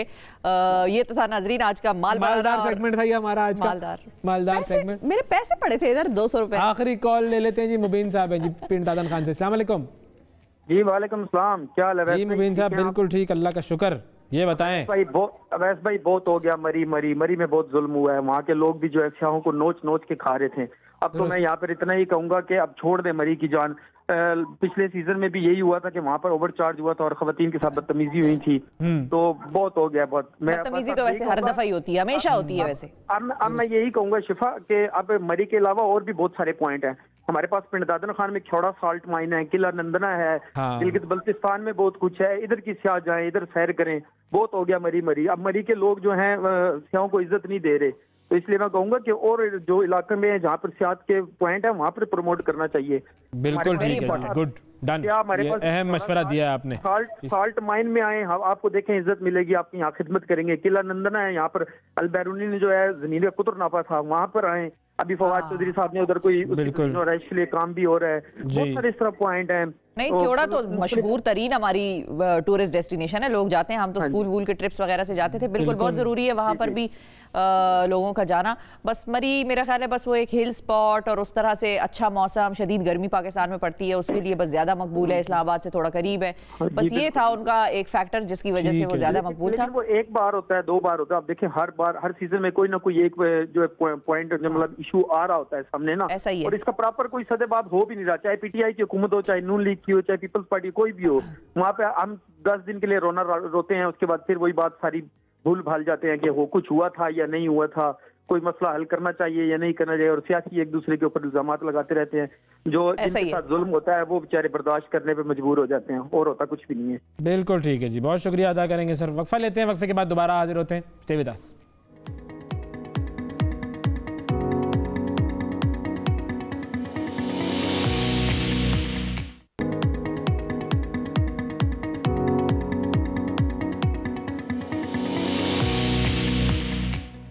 Welcome back to the programme नाजरीन। अब सर्दियों के दिन हैं और हाँ भाई वाकई सर्दी लगती है, बहुत सर्दियों के दिन है। हाँ ठीक है ना, कर लें। नहीं ठीक है आप सॉरी अच्छा ठीक है सॉरी।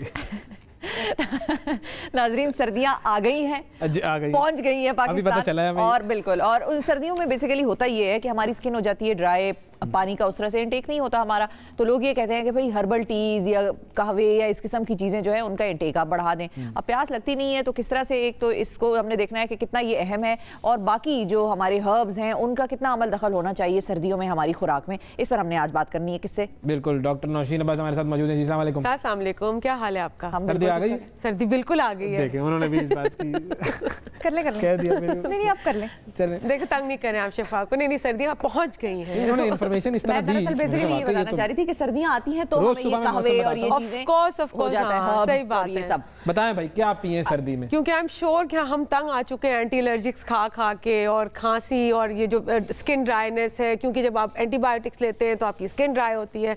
तो बेसिकली जो बेसिक हर्ब्स हैं जिनको हम कहेंगे, जैसे हल्दी है, हल्दी का इस्तेमाल इसलिए ज़रूरी है कि हल्दी आपकी एंटी इन्फ्लेमेटरी यानी कि बॉडी में सोजिश को कंट्रोल करती है।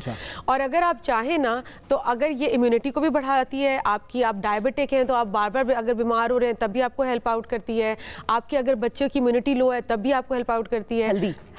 हल्दी को आप दूध में भी ले सकते हैं, नाम से हेल्दी लगती है। हाँ हेल्दी है, हल्दी में एक चीज कहलाती है टर्मरिक।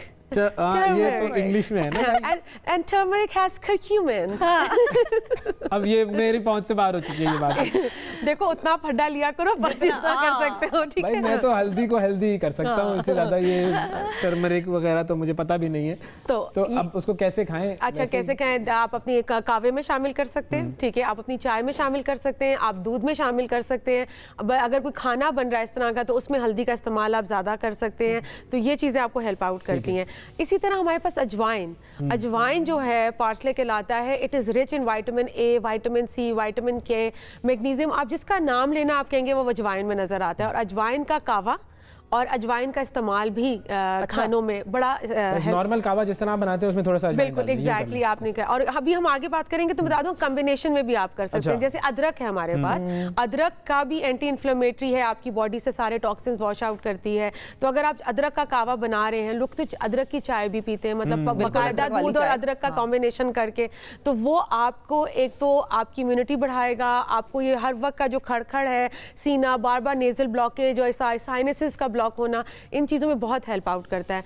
कावा जहाँ बन रहे हैं उसमें अजवाइन भी डालें, so you know you can have it, लेकिन तादाद जरा कंट्रोल करके। पता चले पूरे चम्मच में 1/4 टीस्पून, चुटकी जो है आपकी 1/4 टीस्पून जो आपका है वो आप इस्तेमाल कर सकते हैं। चुटकी भी आपके हाथ के हिसाब से होती है ना, कि किसी की चुटकी छोटी होगी, किसी की चुटका ना हो ना, चुटकी हो बस। इसीलिए मैंने कहा 1/4 टीस्पून जो है वो ज्यादा सही रहेगा।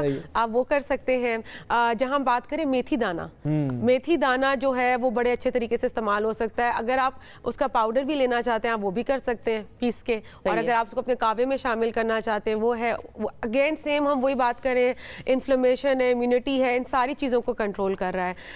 जहाँ इतना कुछ ऐड हो रहा है तो पुदीने के पत्ते, अच्छा, पुदीने के पत्ते आर रियली हेल्पफुल। एक तो डाइजेशन में आपको हेल्प आउट करते हैं।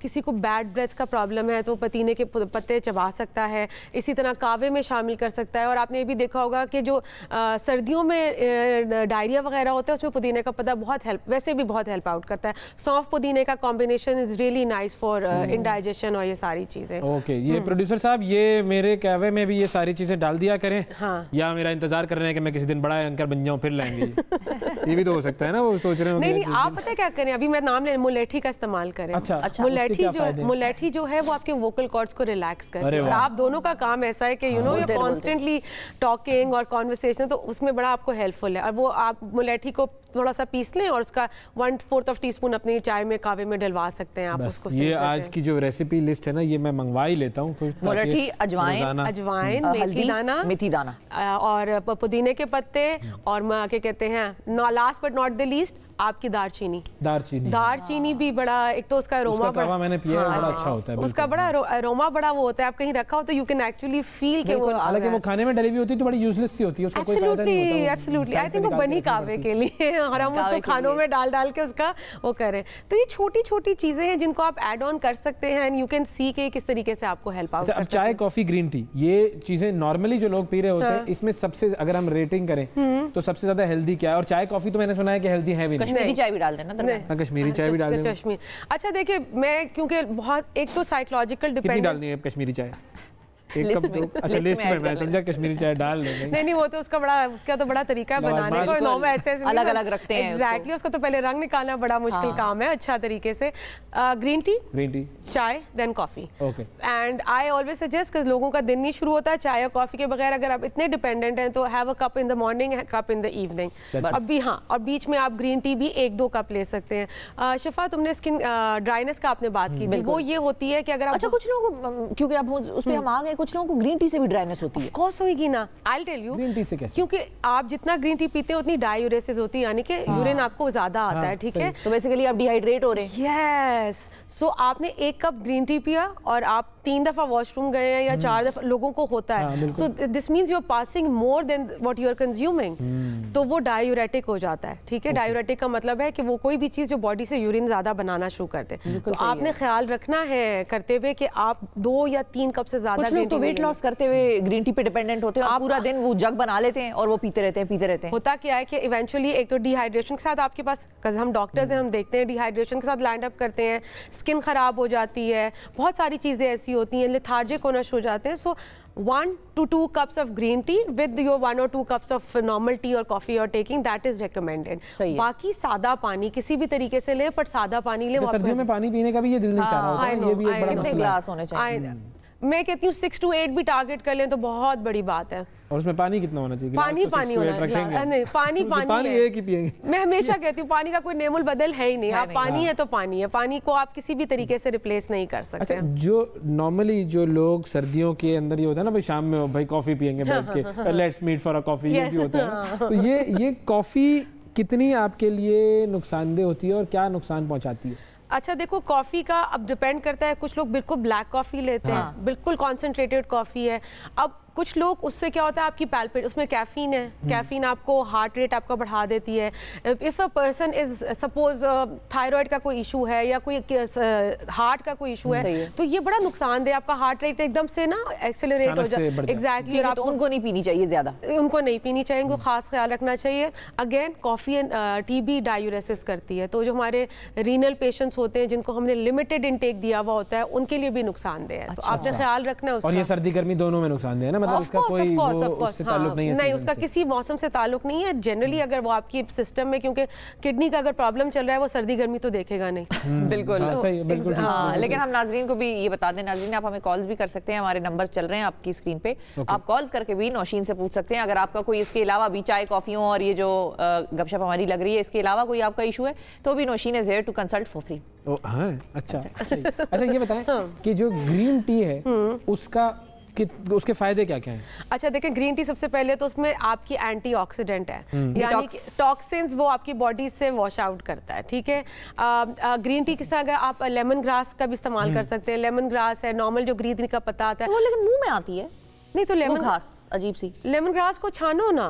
अच्छा, खाने को थोड़ी कह रही नहीं, वो सूप्स में भी डलता है वैसे, चाइना वाइना के जो सूप्स होते हैं चाइनीज, वो भी डलते हैं और वो भी आपको पीना पड़ता है। फिर किसी आप जरा ऐसी सोफिस्टिकेटेड गैदरिंग में बैठे हो तो फिर आप सिलसिला हो रहा होता है, या गेटेड गैदरिंग में भी ऐसे तुप करते हैं, करना पड़ता है ना फिर, या फिर आप फूंक मार के उसको अपने चम्मच में पीछे की तरफ धकेले और वो पी ले और उसको फिर उधर ही निकले। वो बेसिकली थाई फूड्स में ज्यादा आता है, थाई सूप में ज्यादा आता है। ग्रीन टी जो है आपकी जनरली जब आप डायूरेसिस करेंगे तो आपके वेट लॉस में भी हेल्प करता है, क्योंकि आपकी बॉडी से टॉक्सिन्स वॉश आउट हो रहे हैं। ग्रीन टी जो है लोग डिपेंडेंसी, अच्छा मैं जनरली कहती हूँ कि ग्रीन टी जो खुली पत्ती वाली है ना, वो लेनी चाहिए, उसका कावा बनाए, क्योंकि जो खालिस मिलती है हमारे मुल्क में।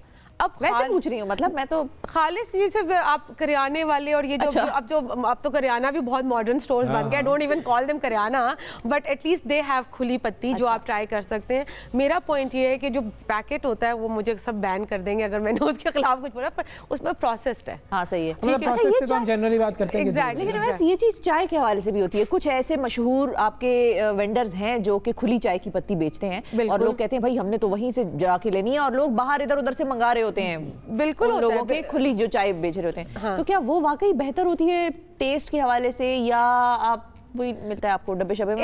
एक तो पसंद नापसंद बहुत मैटर करती है। हमें अपने जबान का मजा बहुत ज्यादा, आप कहेंगे ना जबान के मजे के लिए, तो अगर हमने कुछ लेना है तो हम आई थिंक वो काम जाके भी ले आएंगे कि नहीं यार वो मेरे खाने में शामिल होगा तो मुझे मजा आएगा, ठीक है। So people do make effort, but again the thing is कि आप कितना कंज्यूम करें, आपको ये कितना नुकसानदेह और फायदेमंद है। अनवर साहब हैं हमारे साथ, एक कॉलर रावलपिंडी से लेते हैं, रावलपिंडी से। अस्सलाम वालेकुम। वालेकुम अस्सलाम जी अनवर साहब, क्या पियेंगे? जी मुझे सांस की तकलीफ है। अच्छा ओके जी जी। और जमा है मुझे, रेशा बहुत है छाती पे। ओके ठीक है, तो इस हवाले से इनके लिए क्या खुराक मुनासिब रहेगी? अच्छा, सर्दियों में रेशा बहुत है, रेशा बहुत है। अच्छा आप एक तो ये करें कि आप कावा जिसमें दारचीनी और अदरक है, it will really help them. वो सूदिंग इफेक्ट देता है क्योंकि रेस्पिरेटरी एयरवेज जो है उनको डायलेट करता है, तो सांस में इलाज नहीं है, it's a help support, it's a support. Exactly. Secondly अगर आप चाहें तो अपनी यखनी में भी इसको शामिल कर सकते हैं आप। और आप ये करें कि एक चीज़ और करें कि अब जहाँ हम इतनी बात करें, मैं अपना थोड़ा डॉक्टरी का भी फायदा उठाऊँ, स्टीमिंग बहुत हेल्प करेगी इनको, क्योंकि जो गर्म पानी की स्टीम है वो सारे रेस्पिरेटरी एयरवेज ब्लॉकेजेस को खोलती है। आप उसके साथ उसको करें तो ये आपको हेल्पफुल होगी। बिल्कुल ठीक है जी। हसन अब्बास साहब है रहीम यार खान से। अस्सलाम वालेकुम। वालेकुम सलाम जी हसन साहब, क्या ठीक। और सुनाइए। डॉक्टर साहब से ये पूछना है कि बवासीर जो है ना उसका इलाज कैसे मुमकिन है? किस चीज का? बवासीर का। तो ये तो फूड से रिलेटेड नहीं है हमारे पास, जो है वो सवाल थोड़े से अगर फिल्टर कर लें और फूड से, चेस्ट इन्फेक्शन से, इनहेलिंग वाली जो प्रॉब्लम्स है, रेस्पिरेटरी प्रॉब्लम्स बेसिकली, उससे। अच्छा एक वो फ्लेवर्ड टीज भी आती हैं आजकल। बिल्कुल आती हैं, उनका क्या फायदा नुकसान? अच्छा इसमें सबसे ज्यादा जो आती है वो कैमोमाइल टी है। हाँ ये बड़ा मशहूर है आजकल, चल रहा है वैसे। अच्छा कैमोमाइल टी का ये कि उसके जो फ्लावर्स होते हैं वो it's a soothing, it gives a soothing. नींद सोने से पहले पी ले बस। हाँ सोने से पहले पी ले, या किसी वक्त आपको लगता है आप रिलैक्स करना चाहते हैं तो वो आपकी नर्व्स को रिलैक्स करती है। होल डे क्या इंग्रेडिएंट होता है ये मुझे अब मैं इतना दावा नहीं कर सकती, उसका नाम जो है वो कैमोमाइल है, और भी बहुत सारी चीजें। नहीं फूल है, उसके फूल है। मैंने कहा बिल्कुल वेनिला की तरह के छोटे छोटे खुशबू वाले फूल होते हैं, तो वो है। बल्कि एक और चीज भी है, हमेशा हिबिस्कस टी। यस लेकिन ये जो आइस टीज हैं, ये इनका क्या हो? ये तो वैसे ही शुगर के लिए है मेरे ख्याल में, इनका कोई इफेक्ट वगैरह? इसमें बेसिकली फ्लेवर्ड है और ये स्ट्रॉबेरी डाल के पानी डाल के आइस टी हो गई। ठंडी उसमें ठंडी पानी में पत्ती भी डाल देते हैं थोड़ी सी कि आपको वो पत्ती का इफेक्ट आए, और साथ स्ट्रॉबेरी भी। उसमें मिंट फ्लेवर आ जाता है, पीच फ्लेवर आ जाता है, यू नेम इट, और स्ट्रॉबेरी फ्लेवर सारा कुछ आ जाता है। पर जो हमारे बड़े बुजुर्ग जिन जमाने में जो कावे और चाय इस्तेमाल करते थे, वो ट्रस्ट मी अभी भी दे आर मिराक्युलसली हेल्पफुल। वो इतना आपको हेल्प करते हैं, जिनका हमने बेसिक चीजों का नाम लिया है। आप बोले तो आप देखेंगे कि और ये रेगुलर यूज है, ये नहीं है कि एक दिन की टी से फायदा हो जाएगा। एटलीस्ट 4-6 महीने आप लेते रहे, सो दैट कमिंग विंटर्स में आप प्रिपेयर्ड हो कि आप ये इसको फाइट बैक कर सकते हैं। अच्छा डाइटिशियंस जो है वैसे वो इस चीज को प्रेफर करते हैं कि आप मिल्क टी ना इस्तेमाल करें, आप ब्लैक टी पिएं। ये क्यों होता है? अच्छा खास तौर पे उनके लिए जो वेट लॉस कर रहे होते हैं। यस, वेट लॉस के लिए कर रहे होते हैं। बेसिकली इसलिए होता है क्योंकि जो मिल्क है, अगेन वो आपको अगर फुल क्रीम आप ले रहे हैं तो वो वेट गेन कराएगा आपको, ठीक है। एंड लेकिन मैं हमेशा ये कहती हूँ कि अगर आप लेना चाहते हैं, because milk is also needed bye a body, trust me being a nutritionist. तो क्या स्किम मिल्क की तरफ जाएं? स्किम मिल्क ले लें या लो फैट मिल्क ले लें, और घर में अगर आ रहा है ताज़ा दूध तो ऊपर से मलाई हटा दें, 2 दफ़ा बॉईल करें, इट बिकम्स लो फैट। तो वो लेकिन ये क्योंकि हमारे पास कोई और सोर्स ऑफ कैल्शियम है नहीं ना, अगर हम बिल्कुल मिल्क हटा देंगे तो that becomes harmful in the coming time ना, आपको मुश्किल होती है। बिल्कुल सही है। मिसेस फैसलाबाद से, अस्सलाम वालेकुम। वालेकुम अस्सलाम रहमतुल्लाहि व बरकातहू। जी मिसेस कलीम फरमाइए जी, क्या सवाल? जी मैंने पूछना था वेट लूज करने के लिए मुझे कोई अच्छा सा कावा बताएं। जी सॉरी, वेट लूज करना था तो क्या? कहवा। वेट लूज करने के लिए कहवा, वेट लूज करने के लिए एक्सरसाइज करें, कहवा छोड़ें। एक्सरसाइज करती हूं। वो पूछ रही हैं। हाँ, एक्सरसाइज करते हैं। जी जी। अच्छा, कावा एक तो ये कि अगर आप वेट लूज करना चाहते हैं, सबसे पहले आप अपनी कैलोरी रिस्ट्रिक्ट कर लें। सपोज अगर आप किसी प्रोफेशनल हेल्प के साथ आपने देखना है, ठीक है, उसमें हम थोड़ा सा कार्ब्स का पोर्शन कंट्रोल कर लेते हैं। बीइंग अ न्यूट्रिशनिस्ट में ज़्यादा आपको ये बता सकती हूँ। कावा कोई भी 100% आपको वेट लॉस के लिए हेल्प नहीं करता, ठीक है, वरना तो लोग कावे पी के वजन कम कर लेते हैं। अच्छा, वैसे उन कावों के बारे में बताएं, वो हेल्दी हैं क्या? जो मार्केट में बिक ही ये कह कर रहे हैं कि ये वेट लॉस कावा है और ये बड़ी बड़ी कंपनीज बना रही है बाकायदा तौर पर। मेरी बात सुने, देखिए मुझे भी किसी ने स्लिमिंग टी का कहा था, नाम मुख्तलिफ नामों के साथ आती हैं, लेकिन यू डोंट नो कि इसके अंदर कॉम्पोजिशन क्या है। हमेशा याद रखिएगा कि आप जब भी कोई चीज़ खा रहे हैं शिफा, आपको पता होना चाहिए कि आप क्या खा रहे हैं। Similarly one of my friend who used it, उसका पर्सनल एक्सपीरियंस है, she went for extreme diarrhoea, उसकी इतने डायरिया हुआ that we had to take her to the hospital. So it reacted, we never knew कि वो क्या ले रही है। बाद में जी हिस्ट्री में पता चला जी मैंने कोई टी पी थी। तो ये चीज़ बड़ी इंपॉर्टेंट है, आपको देखना पड़ता है कि आप क्या चीज़ खा रहे हैं और क्या है। सो वो जो भी चीज़ बनाएं वो घर में बनाएं, कैलोरी रिस्ट्रिक्ट करें, वॉक पे जाएं, थोड़ा सा एक्सरसाइज करें, you will see the difference in your life. Done जी। तो ये आपको डिफरेंस अगर चाहिए तो जो मशवरे हमने दिए हैं उस पर अमल करें, और सबसे अहम बात यह है कि आप प्रोफेशनल डॉक्टर्स से, न्यूट्रिशनिस्ट से, उनसे आप जब तक रुजू नहीं करेंगे उस वक्त तक फ़ायदा नहीं होगा, वरना अगर आप खुद तजर्बे करते रहेंगे तो वो तजर्बे जो है उनका फिर नेगेटिव रिएक्शन भी हो सकता है। बहुत शुक्रिया अदा करेंगे, थैंक यू सो मच। आपने वक्फा लेते हैं नाज़रीन, वक्फे के बाद दोबारा हाजिर होते हैं।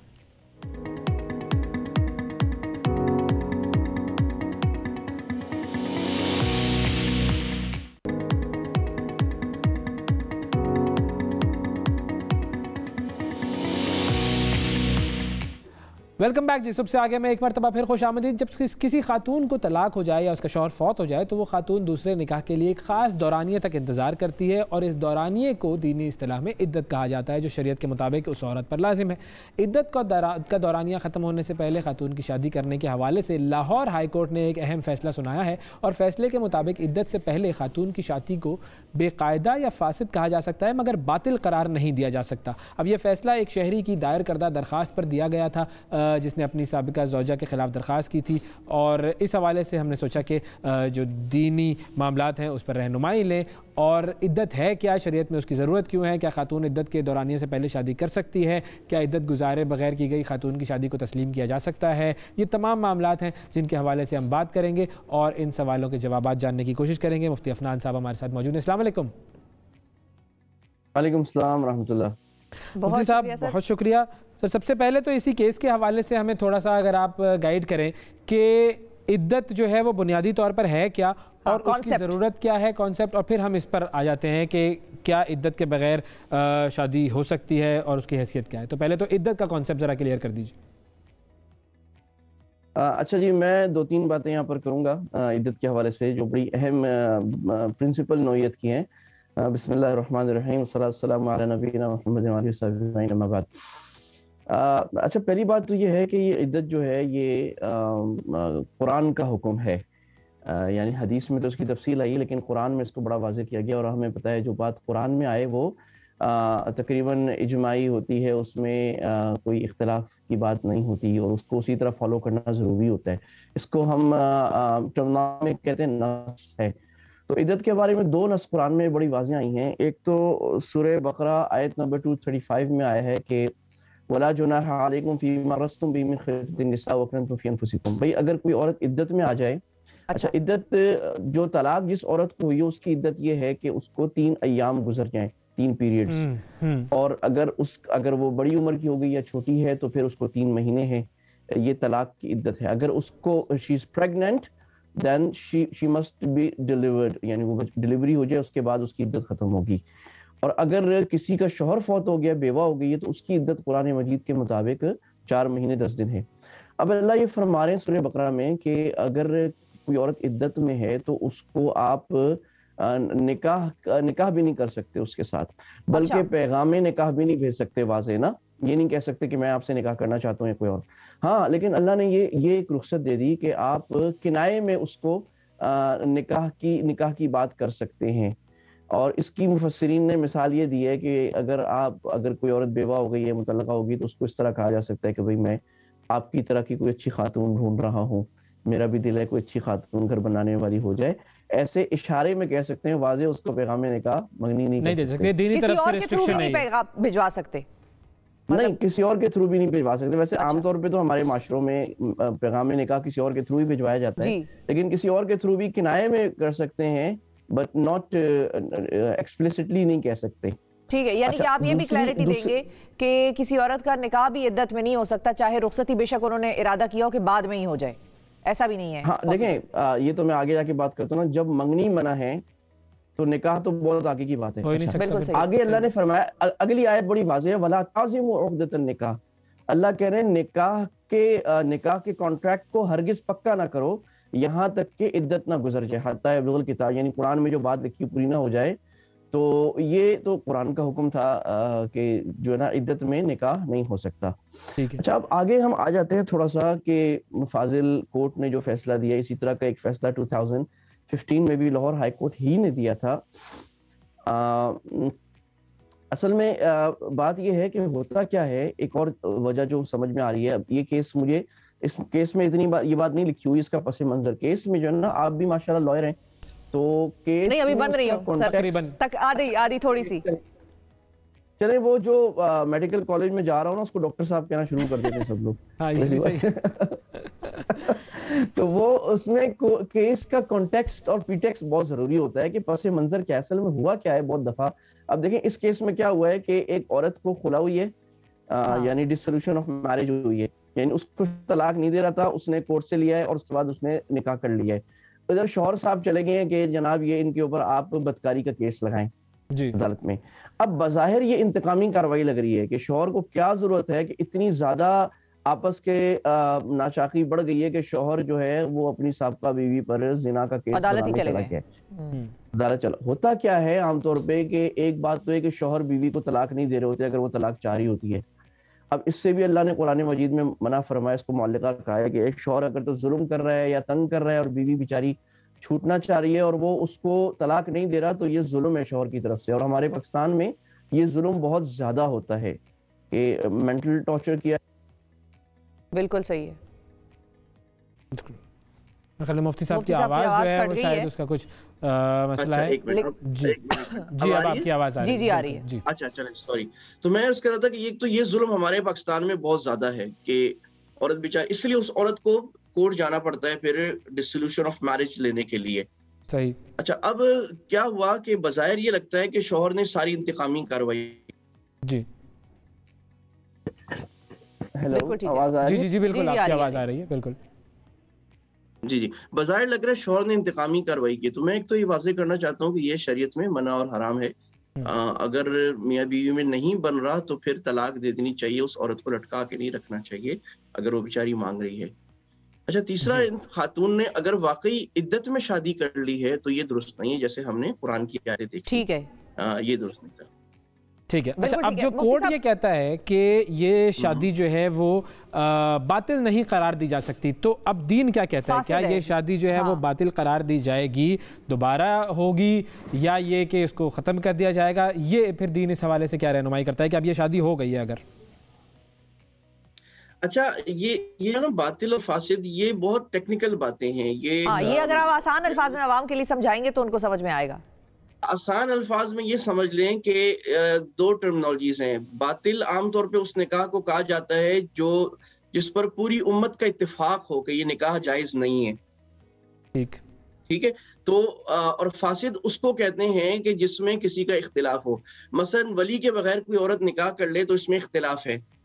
इमाम अबू हनीफा कहते हैं कि निकाह हो जाते हैं, औरत खुद अपना निकाह कर सकती है अगर वली ना भी हो, और इमाम शाफी, इमाम मालिक कहते हैं कि नहीं हो सकता। तो वो तो है, लेकिन अपनी बहन से निकाह करना इस पर इत्तिफाक है कि ये हराम है। इसी तरह ये जो इद्दत में निकाह करना है ये भी इत्तिफाकी बात है। तो हमारे फाजिल जज साहब ने जो कहा है कि ये फासिद है, ये बात समझ में नहीं आ रही। असल में उन्होंने जो रेफरेंस लिया ना, उन्होंने रेफरेंस लिया है बेलीज डाइजेस्ट को, जो एक अंग्रेज का लिखा गया था, एक इंग्लिश मुल्ला जिनका नाम था मुल्ला फरनूज, उनका लिखा गया था। तो हम शरीयत में इस तरह नहीं करते। Actually go to the original references, और ओरिजिनल रेफरेंसेस जो है वो कुरान, हदीस और फिक़ह की जो ओरिजिनल किताबें उनकी तरफ जाना चाहिए। तो इसलिए उनसे लग रहा है कि थोड़ी सी गलती हुई है यहाँ से, ये निकाह फासिद नहीं है, बातिल है। और बातिल का मतलब she has to do a निकाह अगेन, जब इनकी इद्दत पूरी होगी उनको निकाह दोबारा करना होगा। बिल्कुल ठीक है, और वो उन्हीं साहब से दोबारा वो निकाह कर लेंगी तो ये मसला हल हो जाएगा, मतलब इसमें कोई और कोई इतनी बड़ी कोई बहुत बड़ी कॉम्प्लिकेशन तो नहीं है ना। ठीक है। अच्छा मुफ्ती साहब, एक और सवाल भी आपसे पूछना चाहेंगे कि जब तलाक हो जाती है किसी मियाँ बीवी की और वो एक दूसरे के लिए साबिका हो जाते हैं, तो उसके बाद हमारे पास कोई मिसालें मौजूद हैं या कोई ऐसे अहकामात हैं कि जो दीन ने दिए हों कि एक दफ़ा तुम्हारी बीवी ने तुमसे तलाक ले ली, खुला ले लिया या तुमने उसको तलाक दे दी, तो उसके बाद अब ये चीज़ें हैं, तुम उसको तंग करने के लिए उसके घर के बाहर जाकर या इस किस्म की भी चीज़ें होती हैं, धमकियाँ दिलवाते हैं तुम किसी और से शादी नहीं करोगी, और मतलब वो भी एक जिद वाला भी एक फैक्टर है रिवेंज को जिसको आप यहाँ पर एड्रेस कर रहे हैं, इसके हवाले से कोई मिसालें या अहकामात मौजूद हैं? असल में ये हमारे माशरे में जितनी जो चीजें हो रही है ना, ये शौहरों की जानिब से जुल्म, और हमारा ससुराल उमूमन जालिम है, तो इसकी वजह ये असल में जाहिलियत का तरीका है। और आप हैरान होंगे कि यही सारे काम जाहिली अरब में हुआ करते थे। रसूलुल्लाह सल्लल्लाहु अलैहि वसल्लम जब तशरीफ लाए तो औरतों पर इस किस्म के जुल्म हुआ करते थे, और कुरान ने एक्सप्लिसिटली इन जुल्मों पे रद्द किए। अब ये जो आपने सवाल किया, एग्जैक्टली ये कुरान सूरह निसा में है। अल्लाह ने फरमाया ला यहिल्लु लकुम अन तरिसुन निसा करहा, कि भी औरत को आप माले विरासत नहीं बना सकते। आपने जब तलाक दे दी, होता क्या था, जब तलाक दे दी या शौहर मर गया, अब शौहर के घर वाले या शौहर वो कहते थे ये हमारी प्रॉपर्टी है। भाई आपकी she is not a property, she is a human being. तो वो आपने जब तलाक दे दी, आपका हमेशा का रिश्ता खत्म हो गया, अब आपका कोई ताल्लुक नहीं है, आप उस पर किसी किस्म का दावा नहीं कर सकते, उसको किसी किस्म बात पे फोर्स नहीं कर सकते। She is a free woman and she can do as she wishes. तो ये कुरान का हुक्म है।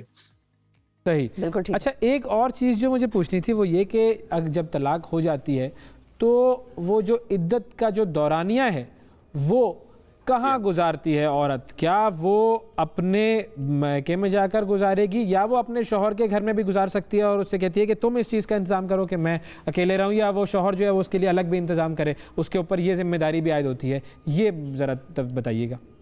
हाँ, ये भी बड़ा अहम सवाल है। देखें, असल हुक्म तो ये है कि इद्दत शौहर के घर में गुजारनी जरूरी है। अच्छा। क्योंकि इद्दत में निकाह का असर बाकी होता है, ठीक है, इस काइंड ऑफ थोड़े से साइंस बाकी होते हैं।